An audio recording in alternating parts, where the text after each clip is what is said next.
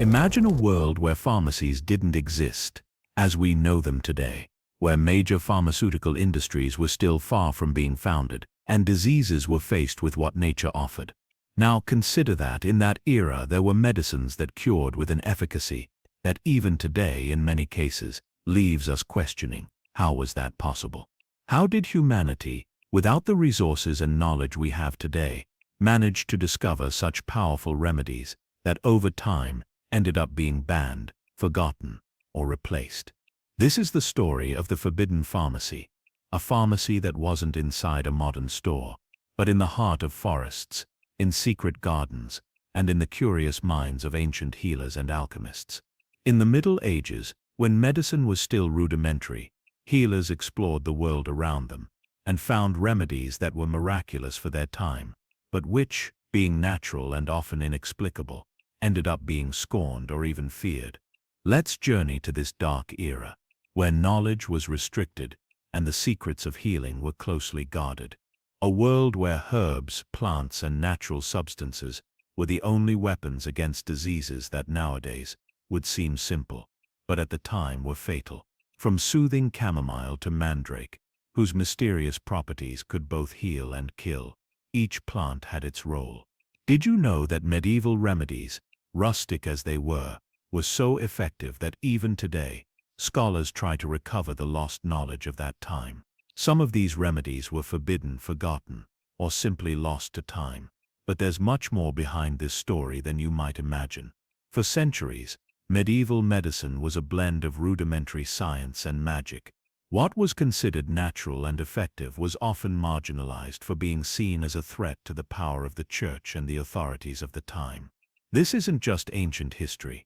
The effects of this repression of natural knowledge still resonate today.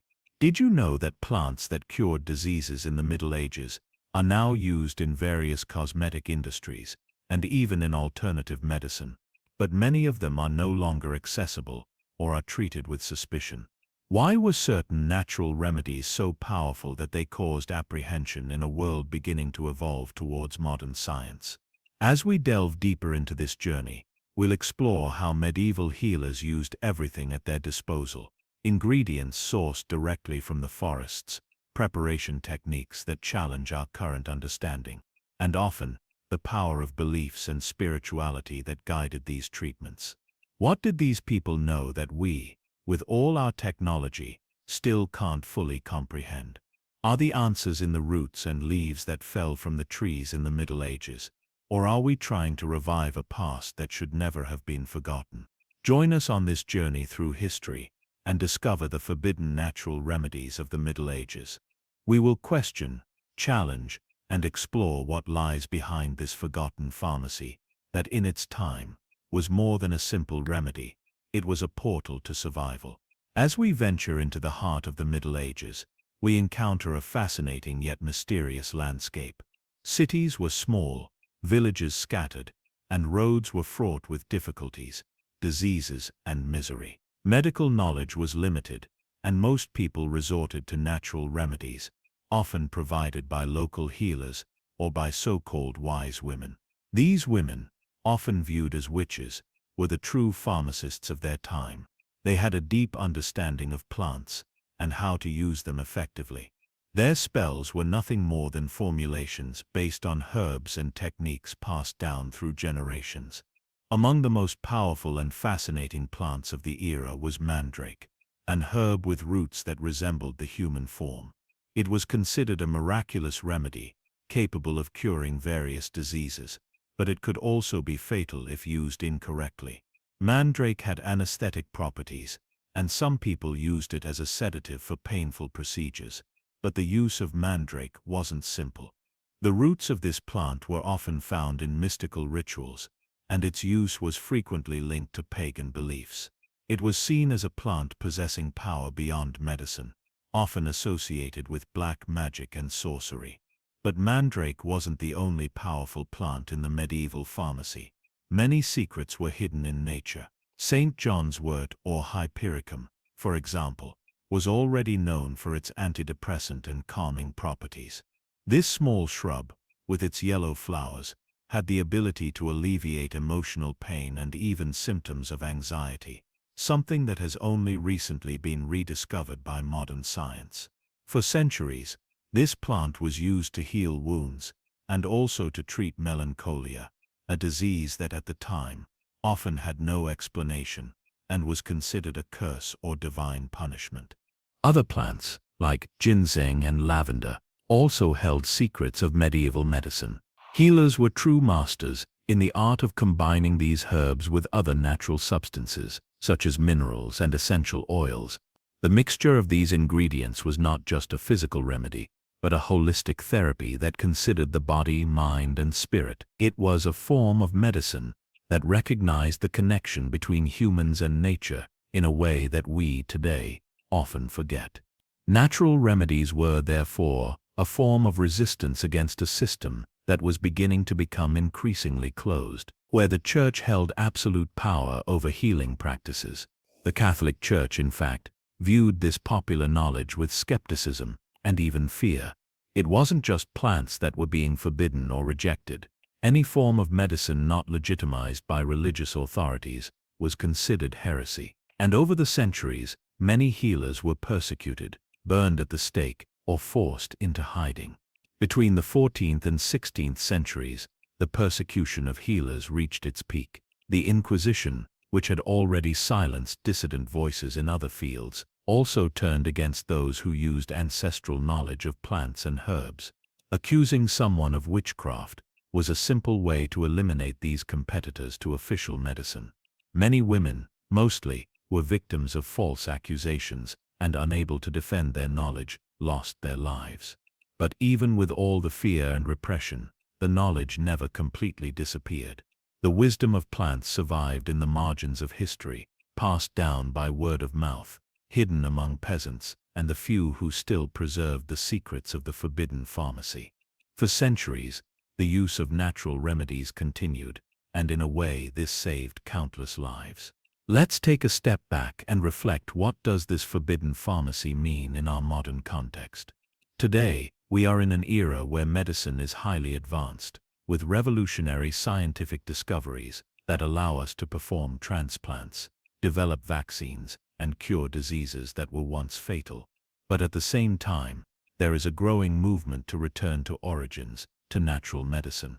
Aren't we beginning to rediscover what was lost? In various parts of the world, natural remedies are being revalued. Phytotherapy, which is the use of plants to treat diseases, is a practice that grows every day. Many of these plants, forbidden or neglected in the Middle Ages, are being reappreciated for their benefits. After all, what stops us from exploring what nature still has to offer? Why does ancestral knowledge always seem to be in dispute with modern science? The answer, perhaps, lies in a combination of factors: the fear of the unknown, the control of knowledge, and of course, the economic interests involved. In the Middle Ages, authorities wanted to maintain control over cures, as these were intimately linked to power over people's lives and deaths. Medicine, like many other fields of knowledge, was a form of social control. On the other hand, the fact that many of these plants were forbidden does not mean they were ineffective. Instead, they represented a threat to an established system that could not afford to see its authority challenged. And so, knowledge of natural remedies was, in many cases, suppressed until it became almost a legend. But can legends be more than just stories? Does what we call folk wisdom not actually have a solid foundation that modern science is beginning to explore? As we continue our journey through the forbidden pharmacy, we will unearth more forgotten secrets. And who knows, perhaps you yourself will discover something that can bring new meaning to the concept of health and healing, something that transcends the boundary of time and takes us back to our ancestral connection with nature. As centuries passed, even with the repression of traditional and natural medicine, folk remedies and knowledge continued to be passed down through generations, often secretly, preserved in fields and rural homes, beyond the reach of authorities. It was no longer safe to be an open healer, but the need for healing was undeniable. Medieval cities were extremely unsanitary. infested with diseases like bubonic plague, smallpox, and cholera. Medical practices of the time were at best rudimentary, with bloodletting and potions of doubtful efficacy. Therefore, the alternatives offered by healers, often based on the use of natural plants and minerals, became the only hope for many people. Willow, for example, was one of the most valuable herbs. Its bark, when chewed, could relieve pain.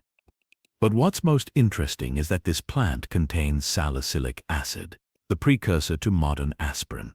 Curiously, this natural remedy was already used to treat pain, fevers, and inflammation long before it was synthesized by modern science. This raises an intriguing question. Could it be that during the Middle Ages, people were unknowingly using substances that at another point in history would be considered advanced or even revolutionary? But powerful as natural medicine was, it was constantly at risk of being marginalized. A clear example of this is the complex relationship between folk medicine and the power of the Church. The Catholic Church had a very clear view on what should be considered valid knowledge and what was mere superstition. Many healing practices were associated with pagan rituals or ancient cults, and this made these remedies extremely problematic in the eyes of the Church. Anything that was not aligned with Christian doctrine was considered heretical and therefore dangerous. Thus, while learned physicians in monasteries and universities sought rationalist explanations based on theory, rural healers were constantly at risk of being labeled as witches. At one point in history, however, something fascinating happened. The revival of alchemy during the 15th century brought a wave of renewed interest in natural remedies. Alchemists like Paracelsus, who challenged the medical conventions of the time, began to rediscover and rescue certain ancient knowledge. Paracelsus, in particular, believed that medicine should be more than just a science. It should integrate spirituality, mysticism, and of course the wisdom of ancient natural pharmacies. But unlike his medieval predecessors, Paracelsus was one of the first to systematize the use of plants and minerals to treat diseases in a more scientific way. He used an innovative approach combining natural remedies with chemical and mineral principles, and his treatments, at times, yielded impressive results. However, he also faced enormous resistance from the universities of the time, which still viewed with skepticism anything that did not conform to medieval traditions. Paracelsus may not have been immediately accepted, but his work helped pave the way for the medical revolution in the following centuries, where chemistry and pharmacology began to break new ground. Even so, many of the natural remedies he used were considered archaic or useless, as modern medicine began to distance itself more and more from popular and natural traditions. The interesting thing is that even in the face of all the advances in modern science, many of these forgotten remedies continue to be rediscovered and revalued. In the late 19th century, scientists began to study the properties of some of these plants and substances more closely. Willow, which I mentioned earlier, for example, had its active principle isolated and transformed into aspirin. This was just the beginning. Since then, plants like ginseng, chamomile, licorice, and even lavender have been restudied and integrated into modern pharmacology, showing that medieval medicine, with all its limitations, had much more wisdom than we imagined. Today we see a silent revolution happening. Alternative medicine and phytotherapy are gaining traction, and many people, tired of relying on synthetic drugs, are seeking more natural and holistic alternatives. This search for a balance between modern medicine and ancestral remedies has its roots directly in the forbidden pharmacy of the Middle Ages. What seemed antiquated and even dangerous is being revisited with a scientific eye and a renewed respect for nature. And that's where history connects with the present. What can we learn from the natural remedies used in the Middle Ages? What is our modern society willing to rescue if we have the courage to question what has been imposed on us by generations of scientific and industrial progress? Are we, in some way, leaving valuable knowledge behind by embracing only modern and chemical medicine without considering the benefits of natural therapies? If we go back even further in time, to before the Middle Ages, we encounter the wisdom of the ancient Egyptians, Chinese, and even Greeks, whose natural remedies greatly influenced many medieval practices. Some of them, like the use of olive oil and aromatic herbs, remain essential for people's health and well-being even today. But at some point, at the height of control and the quest for authority, many of these practices were scorned and even criminalized. Will our descendants in the future look at modern medicine with the same criticism we have today for medieval medicine? What will be considered antiquated and dangerous in our time, and what, in fact, should be preserved and revered? These are questions that challenge not only historians, but all of us who in some way seek to understand what healing truly is. And as we approach the end of this journey through the forbidden pharmacy, the question remains, what are we leaving behind? What could be rediscovered in our own times, once our scientific barriers are broken, and natural medicine is finally treated with the respect it deserves? This is the legacy of the forbidden pharmacy, a knowledge that does not fade, a wisdom that defies time, and remains alive in our curiosity and in the search for true healing. Time moves on, and as the world transforms, the forbidden pharmacy begins to blend with the silent history of modern science. What was once seen as superstition now piques the interest of researchers and doctors. That which the Church feared and rationalism rejected is starting to be re-evaluated in the light of new discoveries. The boundary between magic and medicine becomes increasingly blurred, and what was considered sorcery in the Middle Ages is now described in scientific terms. Phytotherapy, biochemical alchemy, pharmacognosy. But is the modern world truly prepared to accept that the secrets of healing are not just in sterile laboratories, but also in the forests, in the fields, and in the herbs that have silently grown for millennia? Consider the irony. We spent centuries trying to domesticate nature, control it, confine it in pills and formulas.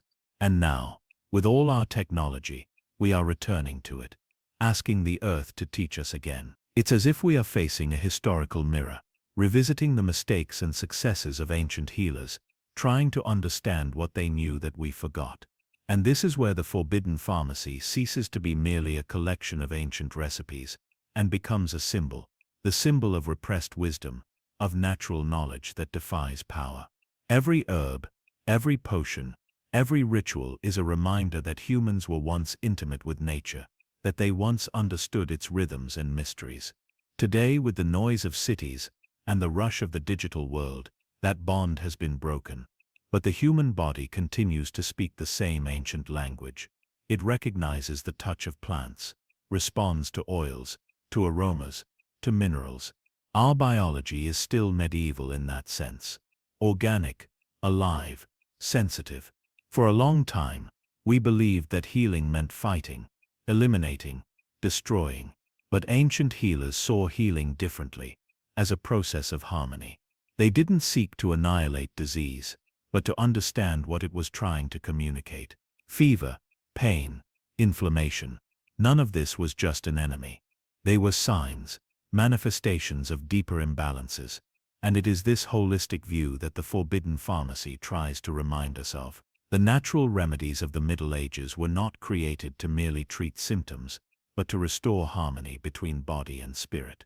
Herbs like valerian, for example, were used not only to calm the body, but also to soothe the mind, understanding that both are interconnected. Garlic, considered a powerful natural antibiotic, was seen as a spiritual protector, warding off bad energies, an ancient metaphor for what we now call viruses and bacteria. There is a poetic wisdom in these interpretations, a bridge between the visible and the invisible. And perhaps that's why natural knowledge has always been so dangerous for those in power, because it gives autonomy. It teaches people to heal themselves, to connect, to understand their own bodies. And knowledge is power, especially when it doesn't depend on institutions, hierarchies, or dogmas. The forbidden pharmacy, therefore, was not merely suppressed because its practices were considered primitive, but because they represented freedom, the power to heal oneself without asking permission, to find medicine in one's own land, to look inward and recognize that healing always begins there. Today, the rebirth of this ancestral knowledge brings a new challenge. Pharmaceutical corporations and global laboratories know that there is gold hidden in the forests, in the roots and leaves. Bioprospecting, the scientific exploration of medicinal plants, moves billions of dollars annually. Irony or historical justice? What was once called witchcraft is now patented, tested, and sold in sophisticated labeled capsules. But behind this modern reappropriation, the same knowledge of the ancient healers still pulsates. The difference is that now we call it science. And here is the great reflection. Are we truly rediscovering nature, or just trying to dominate it again, with different names and different methods? The forbidden pharmacy reminds us that true healing may not come just from what we ingest, but from what we understand. When we understand the cycle of disease, what it wants to teach us, and when we listen to the body and nature around us, something deeper happens. Medicine ceases to be a substance and becomes a process, a reconciliation with who we are. As the wind blows over the ancient ruins of medieval villages, where healers once prepared their potions by candlelight, one can still feel the echo of this lost wisdom. The earth whispers its secrets, and those who listen attentively may still hear the teachings of the forbidden pharmacy. Healing is not in the hands of a few, but in the heart of everyone. As time passes and generations succeed one another, humanity notices something curious. The more we try to distance ourselves from nature, the more it calls us back. The forests, the winds and the waters seem to hold ancient memories, echoes of knowledge that history tried to erase. And when we look back, to the Middle Ages, to the persecuted healers, to the herbs that cured, something within us awakens. It's not just curiosity, it's a longing for a time when healing was part of life, not a product. The forbidden pharmacy is not just a collection of forgotten herbs, it is a living metaphor for reconnecting with who we once were, beings integrated with the earth, not separate from it. In that era, every leaf had a spirit, every plant a purpose. Rosemary was a symbol of memory and vitality, basil of protection, lavender of purification. Nothing was random. The human body was seen as an extension of nature, not an isolated machine. When someone fell ill, the healer didn't just ask, "Where does it hurt?" but "What have you experienced?" Because they knew illness was merely the echo of something deeper. Today, as we revisit these secrets, we realize that what was called superstition was, often, just another language. A language that modernity forgot how to decipher. And that is the essence of the forbidden pharmacy, not a collection of recipes, but a wisdom that speaks across centuries, asking to be heard again. Imagine yourself walking through an ancient forest, the sun filtering through the trees, the distant sound of a stream. You crouch down, touch a leaf, smell a wild herb. There in the silence is the same knowledge that cured kings and peasants 1,000 years ago. No technology, no machines, just the pure dialogue between human and nature. The secret of the forbidden pharmacy was not lost. It is all around us and within us. But only those who slow down, only those who observe, are able to hear the call. However, there is something deeper. Each era has its own prohibition. What was forbidden in the Middle Ages was the knowledge of herbs. Today, what is being forbidden is time. The time to stop, to breathe, to observe what is natural.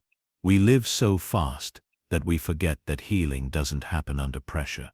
Nature is in no hurry, and yet everything flourishes at its own pace. Perhaps the greatest remedy of the forbidden pharmacy is precisely this: the return to the natural rhythm of things, the time for healing. The ancient formulas, the ointments, the teas, the oils, were merely vehicles. The true power was in the intention. Healers knew that every remedy needed something that couldn't be found in vials, presence. It was necessary to be whole, in preparing, in applying, in caring.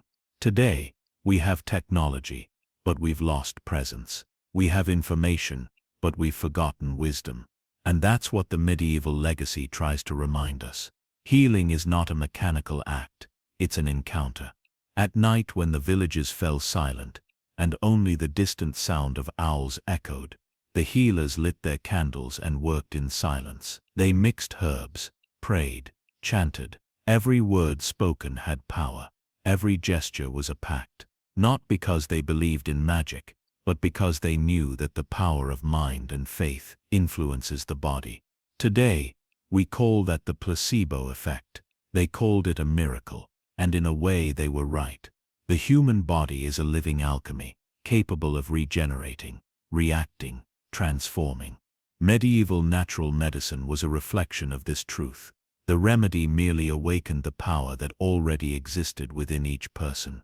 The forbidden pharmacy lives on in gardens, forests, and the small traditions that have survived time. It's in the tea someone lovingly prepares, in the essential oil that calms, in the plant that perfumes a window. Small rituals that resist oblivion, reminding us that healing lies as much in the substance as in the gesture. And perhaps this is the end point, or the beginning, of this journey. The forbidden pharmacy was never completely destroyed. It hid on the margins of history, patiently waiting for the moment when we would need it again.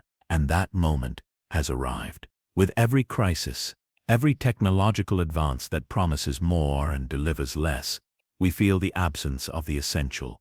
The body asks for what the soul understands: simplicity, connection, nature, and little by little, without fanfare, what was forbidden is returning. Not in the form of potions and spells, but as awareness. The awareness that to heal is to remember.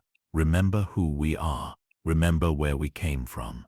Remember that the earth, with all its pains and mysteries, is still the best pharmacy that exists. So, if you ever wonder where the forbidden pharmacy is, close your eyes, take a deep breath, and listen to what the natural world still has to say. It was never lost, just silenced. And now, finally, we are ready to listen again. As the words echo, the forbidden pharmacy remains within us, not as a distant memory, but as a flickering flame, waiting to be rekindled. What was forbidden, hidden, kept from human sight for so long, now emerges with more strength, more clarity, as something essential. And perhaps the greatest revelation is this: we don't need to go back to the past to find healing. It has always been here, all around us, in the earth beneath our feet, in the air we breathe, in the plants that grow on the sidewalks, in the roots intertwined beneath the soil. Medieval medicine, with its limitations and mysticisms, was not a mistake. It was an attempt to understand, to connect with what is simple, what is basic, what is at the beginning of everything.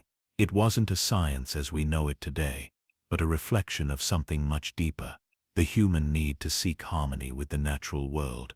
And now, in the fast-paced digital world we live in, where everything seems fleeting and disposable, perhaps the real question is, are we closer to healing or to illness? Health is not just the absence of symptoms, it is the presence of balance. And that's what medieval healers knew, with their herbs and their potions, with their calloused hands and hearts full of wisdom. They knew that healing is not just physical, it is mental, spiritual, emotional, and all of this is influenced by our connection to nature. Today, modern sciences offer us incredible advances, but they also bring unexpected challenges. Chronic diseases, psychological disorders, and stress epidemics, for example, are not solved merely with pills and technological interventions. What we need is a return, not necessarily to an ancient healing system, but to a holistic vision that considers body and mind as a whole, and that respects the power of nature. It's not about rejecting progress, but about remembering that it only has meaning when aligned with the human essence. Plants, natural remedies, ancestral wisdom passed down from generation to generation, are more than alternatives. They are the foundation of what it means to be human. The forbidden pharmacy is not a reliquary of archaic recipes. It is a symbol of a lost but still accessible connection. Ancient wisdom awaits us, and like a wild plant growing through cracks in the concrete, It rises, silent yet imposing, inviting us to stop, breathe, and look around. Now, more than ever, natural medicine, with its simplicity and depth, is beginning to be rediscovered, not to replace modern medicine, but to integrate it, to remind us of what is at the center of the healing process: balance, connection, respect for the body and the earth. And who knows, in seeking this harmony, we may finally understand that true healing is, in fact, in our hands, in the way we choose to live, how we choose to care for ourselves, each other, and our planet. The forbidden pharmacy was never truly lost. It has always been within us, waiting to be found again. Every step we take towards balance, every time we choose to pay more attention to the nature around us, to every leaf, to every root, we are on some level rescuing this ancestral knowledge. We are healing, as medieval healers did, with simplicity, with wisdom, and above all with love. So when you pass by a field, a forest, or even a small urban garden, stop for a moment. Look at the plants with different eyes. Ask yourself, what can they teach us? What can they heal? The answer may not come immediately, but by opening your heart and mind, you will realize that the forbidden pharmacy is always around you, waiting to be discovered. The time to silence this wisdom is over. The moment to listen is now, and in doing so perhaps we can finally find true healing.